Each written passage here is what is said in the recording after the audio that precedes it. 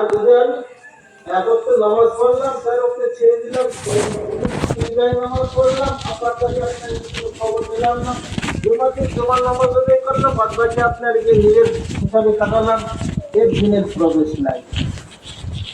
দিনের সাথে আপনার কোনো সম্পর্ক নাই। দিনের সাথে সম্পর্ক আমাকে পরিপূর্ণ আল্লাহ হুকুমের কাজে দাঁড়িয়ে দিতে হবে।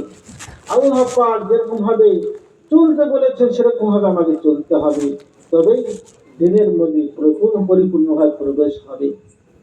কিন্তু মহাতরগ্রস্ত আল্লাহ পাককে ছেড়ে দিয়ে আমি হয়তো মন করে খুব লাভবান হয়ে যাবো, বড় কামিয়াবি হয়ে যাব, না, হওয়া যাবে না।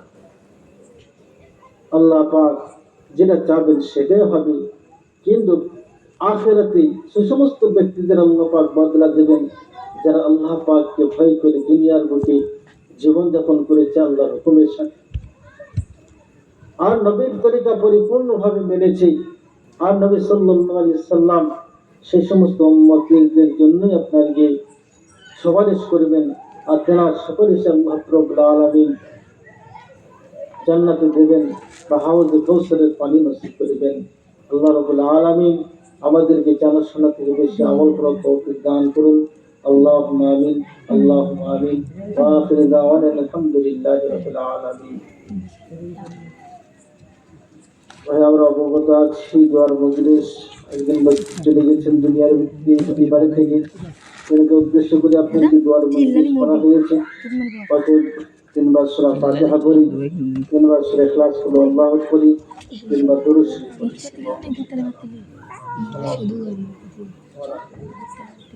আল্লাহুম্মা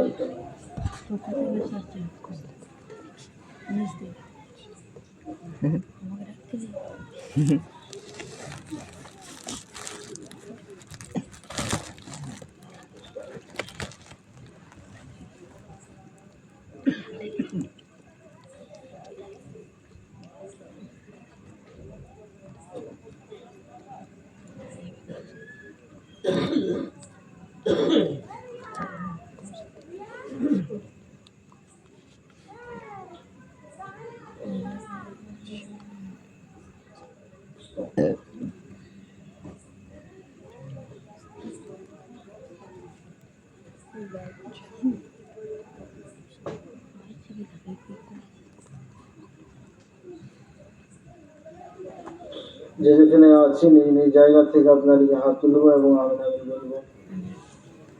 اللهم صل على محمد وعلى ال محمد كما صليت على ابراهيم وعلى ال ابراهيم انك حميد مجيد.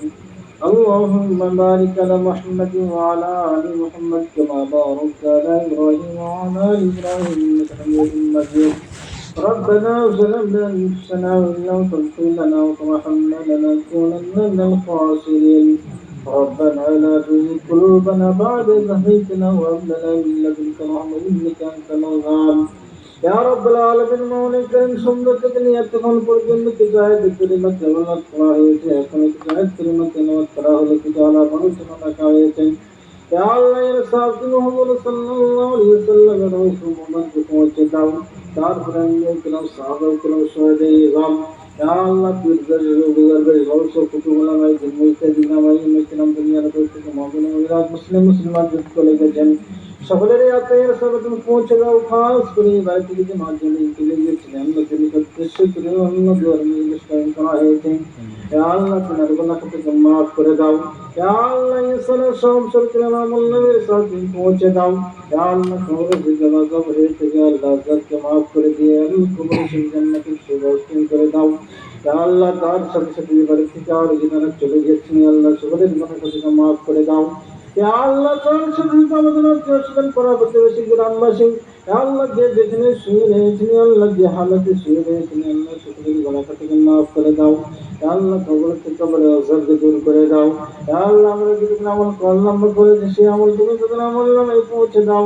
ইয়া আল্লাহ তাদের জন্য জান্নাতের ফয়সালা তুমি করে দাও।